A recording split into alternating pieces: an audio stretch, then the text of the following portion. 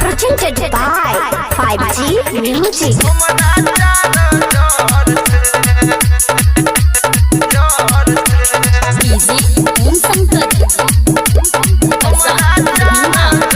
मारे चोरही रही भूका भूक तोरा खांचा में जे तो हमर पिन गे हो गे मारे चोरही रही भूका भूक तोरा खांचा में जे तो हमर पिन गे छोई पावर फूल फूल होई जे तो घर से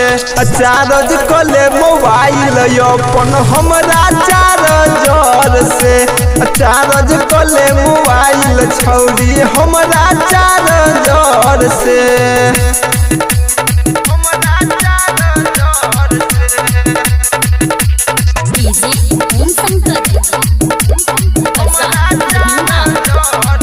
गे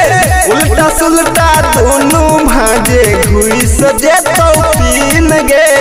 रात में जे करबे चलतो काइलो भर दिन गे गे उल्टा सुल्टा दोनों भाजे घुस जे तो पीन गे रात में जे करबे चलतो काइलो भर दिन गे कते समझबियो तोरा खाके है अपना घर से चार्ज कले मोबाइल अपन हमरा चार्जर से चार्ज कले मोबाइल छौरी हमरा चार्जर से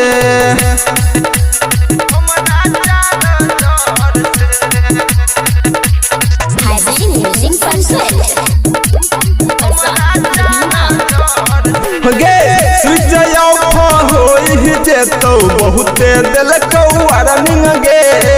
घुसतौ गे जखने छौरी हुओ लगतौ चार्जिंग गे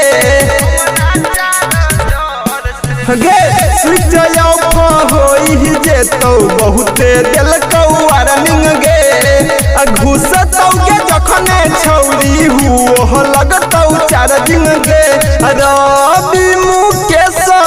बचलौने छै शहर से चार्ज कले मोबाइल अपन हमरा चार्जर से